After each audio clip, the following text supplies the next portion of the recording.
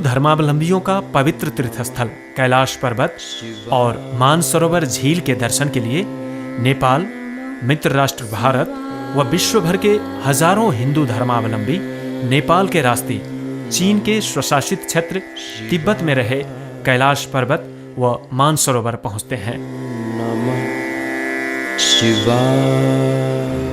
हमारा समूह, जिसमें विलायत में रहने वाले भारतीय मूल के हिंदू धर्मावलंबी हैं, सुबह सूरज की पहली किरण के साथ काठमांडू से रवाना हुआ।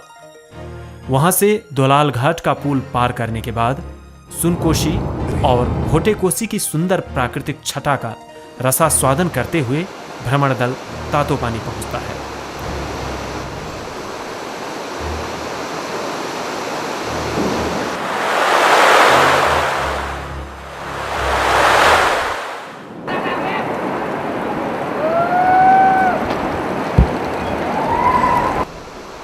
उसके बाद हम मैत्री पुल का दृश्यावलोकन करते हुए तिब्बत का पहला शहर जांगमू पहुंचे, जिसे नेपाली में खासा कहते हैं। यात्रा में रहे सभी तीर्थयात्री व नेपाली तिब्बत प्रवेश के लिए आवश्यक प्रक्रियाएं पूरी करने के बाद जांगमू शहर के रौनक का आनंद लेते हुए नैलम की ओर बढ़ चलते हैं।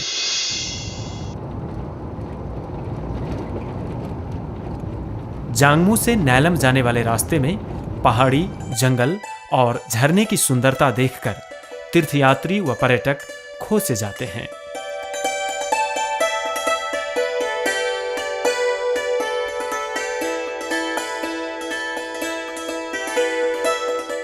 हमारे साथ रहे विलायती भारतीय मूल के तीर्थयात्री नैलम बाजार पहुंचते ही होटल में अपने सामान रखकर बाजार देखने के लिए पैदल ही निकल पड़ते हैं।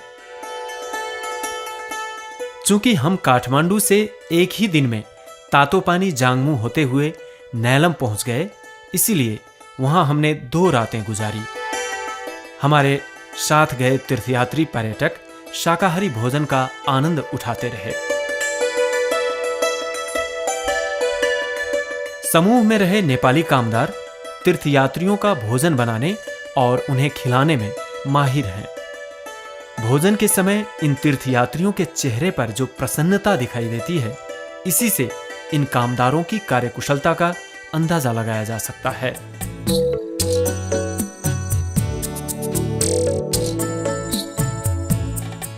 दूसरे दिन अधिक ऊंचाई से होने वाली परेशानी का सामना करने में अपने आप को तैयार करने के लिए सभी कुछ ऊंचाई तक जाते और मनोरम दृश्यों का अवलोकन कर 3-4 घंटे बाद लौट आते। हमारे समूह के तीर्थयात्री पहाड़ी पर चढ़ने के सिलसिले में चट्टानों पर बैठकर हाथ हिलाते नजर आ रहे हैं। नैलम से ऊपर की ओर पहाड़ी पर चढ़ते हुए शांति की कामना के साथ फहराए गए रंग बिरंगे ध्वज देखे जा सकते हैं, जिसे लुंगदार कहते हैं।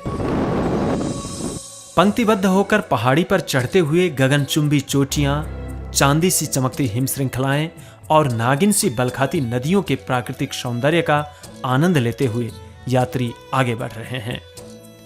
ये तीर्थयात्री अपनी गुजराती संस्कृति और परंपरा के मुताबिक मनोरंजन करते हुए नाच गा रहे हैं।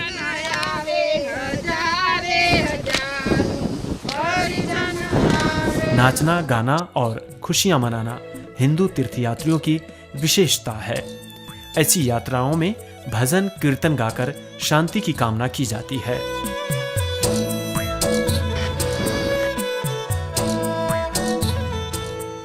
कैलाश के रास्ते का यह दूसरा शहर है। यहां सभी तिब्बती मूल के लोग ही रहते हैं।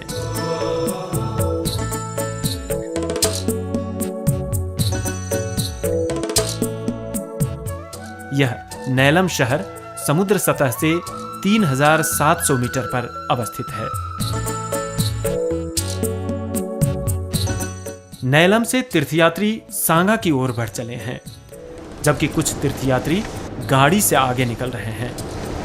सांगा के रास्ते में 5050 मीटर ऊंचाई पर अवस्थित यालुंगला पास से शुभ्र हिमालय और उसके नीचे मरुभूमि सी उजाड़ चोटियां दिखती हैं। यहाँ एक बड़ा सा स्वागत द्वार है, जो लाल, सफेद, पीले ध्वज लुंगदार से सुसज्जित है।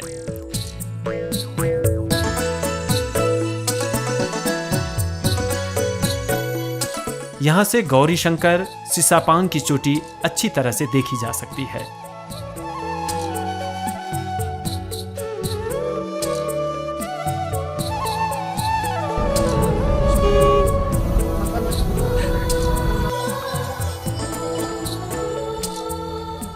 आज के गंतव्य तक पहुंचने से पहले पिखुचू झील के मनोरम दृश्य नजरों में कैद करते हुए 40 मिनट की यात्रा के बाद नमकीन झील अर्थात साल्ट लेक का अवलोकन हुआ। यह पवित्र ब्रह्मपुत्र नदी है जो कैलाश पर्वत का बर्फ पिघलकर विभिन्न क्षेत्र होते हुए हिंदुओं की पवित्र नदी गंगा में जाके मिलती है।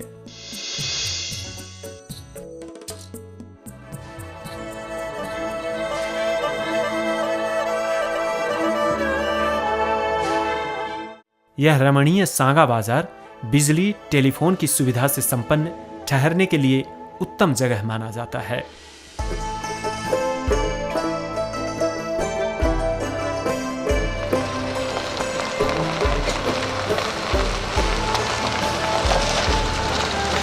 आज हम सांगा से परेंग के लिए निकल रहे हैं। करीब 6 घंटे की जीप यात्रा के बाद हम परेंग पहुंचे। यह परेंग शहर नैलम और सांगा से कुछ अलग है, जहां तिब्बती बस्ती देखी जा सकती है।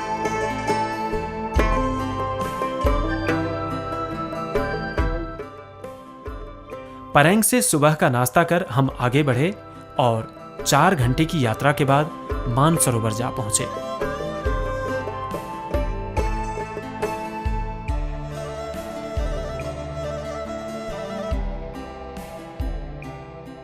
मानसरोवर झील, मानस अर्थात मस्तिष्क या चेतना। मानस नाम से भी जाने जाने वाले मानसरोवर झील को चेतना और ज्ञान के पवित्र स्थल के रूप में भी लिया जाता है। 4580 मीटर की ऊंचाई पर अवस्थित मानसरोवर झील का हिंदू और बौद्ध धर्मावलंबियों में विशिष्ट धार्मिक व आध्यात्मिक महत्व है। मानसरोवर झील की परिक्रमा कर यहाँ के पवित्र जल में स्नान करने से संपूर्ण पाप धुल जाने और रोग व्याधि से मुक्ति मिलने का धार्मिक विश्वास है।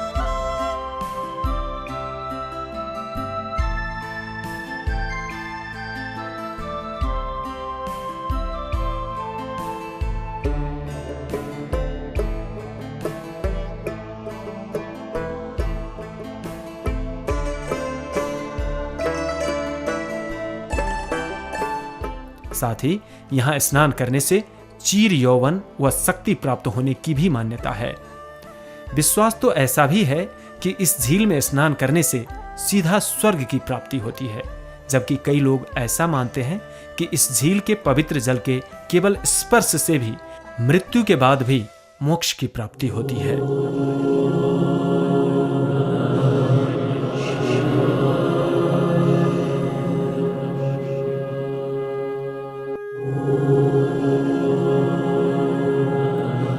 यह झील हिंदुओं के लिए अति पवित्र स्थल है, जहां जीवन में एक बार पहुंचकर दर्शन करना विभिन्न दृष्टियों से शुभ फलदायक माना जाता है।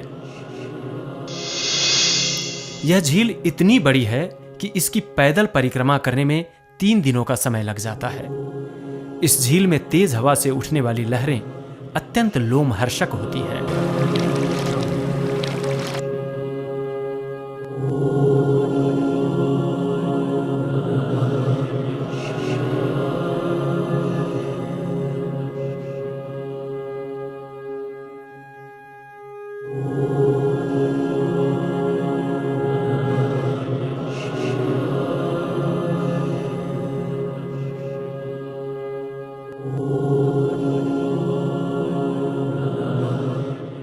इस झील से जुड़ी किंवदंतियों के अनुसार देवाधिदेव महादेव और पार्वती हर रात 2 से 4 बजे तक इस झील में स्नान करते हैं और यहाँ रहने वाले सभी धर्मावलंबी शिव पार्वती का साक्षात्कार कर सकते हैं। मुख्यतः पूर्णिमा की रात को शिव पार्वती का दर्शन होने की मान्यता है। इन तीर्थयात्रियों की टोली का नेतृत्व कर रही श्रीमती हंस पटेल अन्य यात्रियों के साथ स्नान कर रही हैं और कुछ लोग स्नान कर चुके हैं।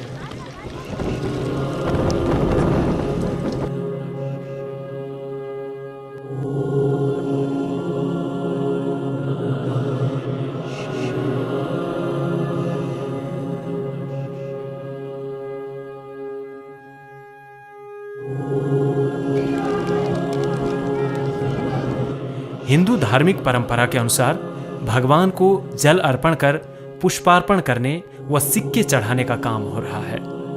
यहाँ मानसरोवर के पवित्र जल से एक दूसरे पर पानी फेंकते हुए मनोरंजन व पुण्य प्राप्ति में सभी जुटे हुए हैं।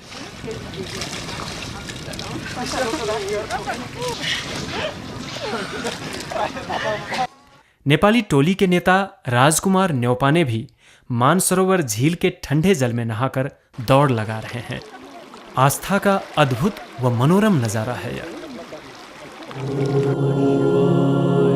स्नान के बाद सभी तीर्थयात्रियों ने भगवान शिव का ध्यान करते हुए अपने पितरियों के नाम पर तर्पण करने के साथ ही जानकर या अनजाने में हुए पाप से मुक्ति के लिए पूजा आराधना की। यहाँ पर पूजा व होम करने का उद्देश्य रहता है अगर जीवन में कभी कोई पाप हो गया हो तो उससे मुक्ति मिले, मनोकामना पूरी हो और संतान को सुख समृद्धि मिले। इसके लिए सभी एक जगह जमा होकर प्रार्थना व आरती कर रहे हैं। पूजा के बाद सभी एक दूसरे से गले मिल रहे हैं।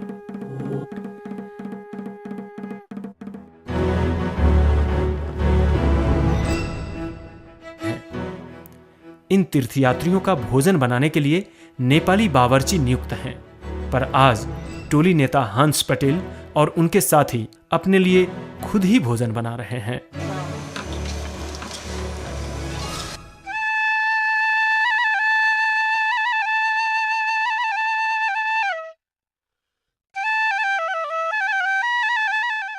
मानसरोवर झील के बगल में छू गुम्बा की परिक्रमा के क्रम में माने घुमाते हुए तीर्थयात्री दार्चेन की ओर रवाना होते हैं। मानसरोवर झील से दार्चेन की ओर जाते हुए गुरला मांडाता और कैलाश हिमालय का दृश्य सहज ही मन मोह लेता है।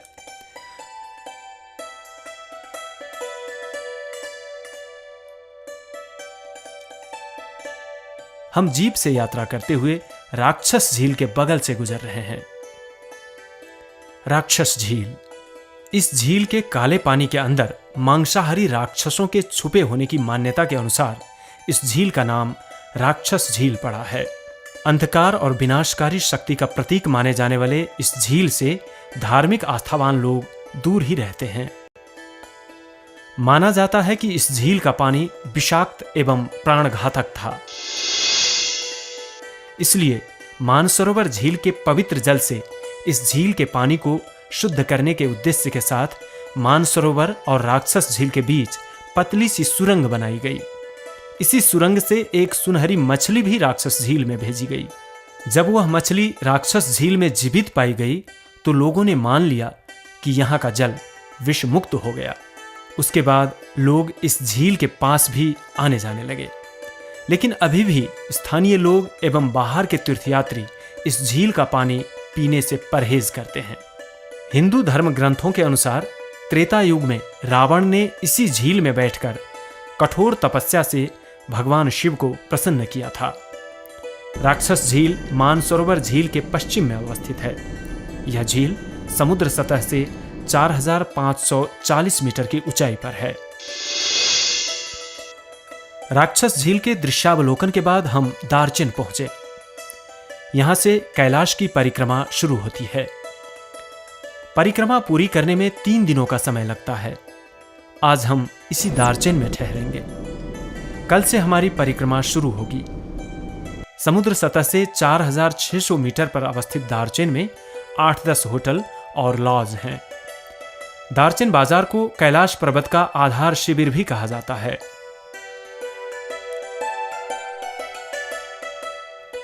दार्चेन से 5 किलोमीटर जीप से यात्रा करने के बाद दारबोचे आता है और यहां से कैलाश परिक्रमा की पैदल यात्रा शुरू होती है। हिंदू धर्म में इसे यमद्वार भी कहा जाता है। अशक्त यात्री इसी जगह से कैलाश का दर्शन व यमद्वार की परिक्रमा कर लौट आते हैं। यमद्वार की परिक्रमा को भी कैलाश की परिक्रमा के बराबर ही माना जाता है।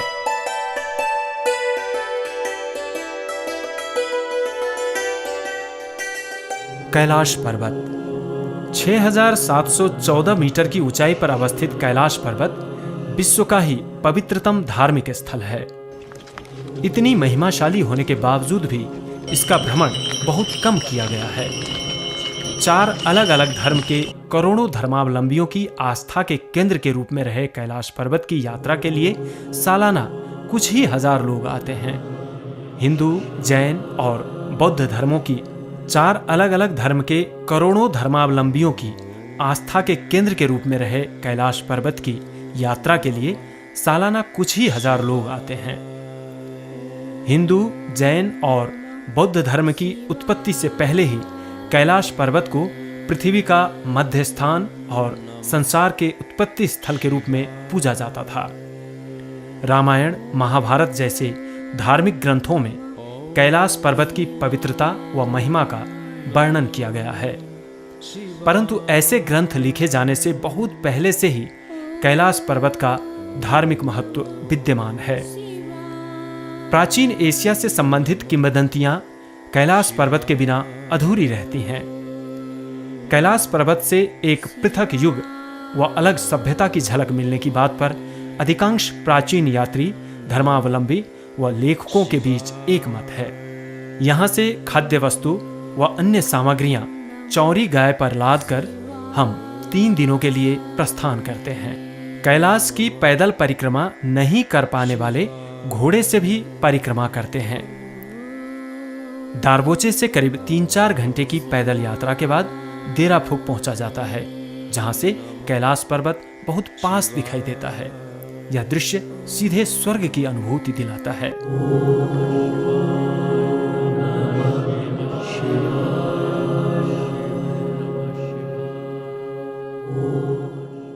यह जो दिखाई दे रहा है वह डोरमाला पास है। समुद्र सतह से 5636 मीटर की ऊंचाई पर अवस्थित यह स्थान इस यात्रा की सबसे ऊंचाई पर है।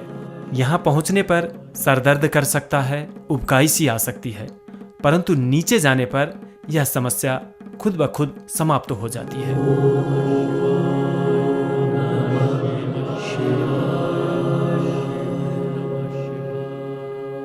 डोरमाला से 10 मिनट नीचे जाने के बाद गौरी कुंड दिखाई देती है। गौरी कुंड के बारे में कहा जाता है कि यहां शिव और पार्वती स्नान किया करते थे।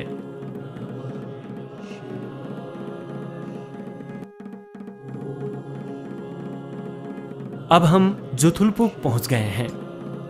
यह दूसरे दिन का विश्राम स्थल है।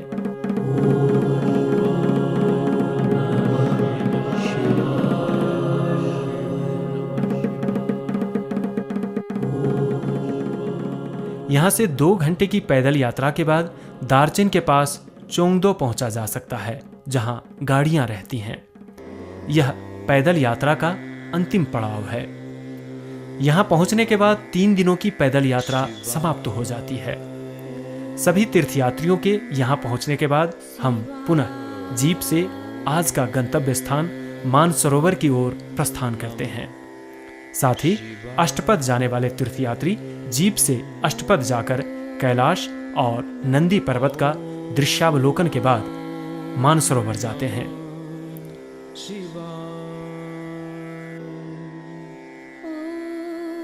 दार्चेन से ही उन तीर्थयात्रियों के लिए जो नंदी कोरा करना चाहते हैं, अष्टपद होते हुए नंदी पर्वत की परिक्रमा यात्रा भी शुरू होती है। अष्टपद अष्टपद का मतलब है 8 कदम। अष्टपद धार्मिक दृष्टि से पवित्र पर्वत के रूप में जाना जाता है। कैलाश और नंदी पर्वत के बगल में अवस्थित यह पर्वत परापूर्व काल से ही ऋषि मुनियों व भिक्षुओं के पवित्र ध्यान केंद्र के रूप में स्थापित है। जैन धर्म के प्रख्यात मुनि ऋषभदेव ने इसी पर्वत की गुफा में ध्यान किया था। नंदी पर्वत यह पर्वत कैलाश पर्वत के दक्षिण में अवस्थित है। कैलाश पर्वत से उत्पन्न होकर दार्चेन होते हुए बहने वाली नदी के किनारे किनारे चलकर भी नंदी पर्वत पहुंचा जा सकता है। नंदी परिक्रमा पूरी करने में 2 से 3 दिनों का समय लगता है। इस यात्रा का एक दूसरा महत्वपूर्ण तीर्थस्थल है तीर्थपुरी। तीर्थपुरी तीर्थपुरी कैलाश पर्वत से 70 किलोमीटर पश्चिम में अवस्थित है। यह क्षेत्र तिब्बत का तीसरा महत्वपूर्ण धार्मिक स्थान माना जाता है। कैलाश कोरा अर्थात कैलाश क्षेत्र परिक्रमा करने वाले तीर्थयात्री तीर्थपुरी को अंतिम व सबसे महत्वपूर्ण गंतव्य मानते हैं। तीर्थपुरी के भ्रमण के बिना कैलाश कोरा अधूरा माना जाता है। तीर्थपुरी की परिक्रमा करने में करीब 1 घंटे का समय लगता है। कैलाश पर्वत अनेक धर्मों का संगम स्थल। पश्चिम में काराकोरम से पूर्व में ब्रह्मपुत्र तक फैले हिमालय खंड से उत्तर में यह पवित्र हिमालय अवस्थित है। 6714 मीटर ऊंची इस चोटी को देखने वाला हर कोई इससे जुड़ी किंवदंतियों से प्रभावित हुए बगैर नहीं रह पाता। शैव, हिंदू, बौद्ध, जैन और बोनपो धर्म ने कैलाश को समान महत्ता दी है और अपने अपने तरीके से इसे परिभाषित किया है। किंवदंतियों के अनुसार एक बार कैलाश की परिक्रमा करने से जीवन भर का पाप धुल जाता है, जबकि 108 बार परिक्रमा करने वाला सीधा निर्वाण अर्थात बुद्धत्व की प्राप्ति कर लेता है। रामायण में वर्णन है कि कैलाश का दर्शन व मानसरोवर में स्नान करने वाला ब्रह्मलोक पहुंच सकता है और मानसरोवर झील का पानी पीने वाला शिवलोक पहचान सकता है।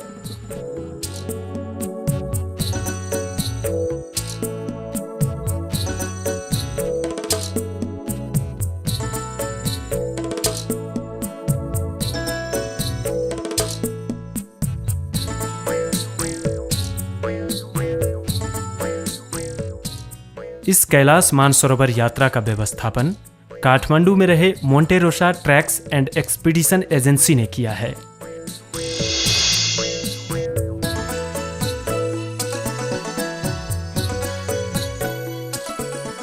यह एजेंसी इस तरह की धार्मिक यात्रा व पर्वतारोहण में अभिरुचि रखने वालों की सेवा में सदैव तत्पर रहती है।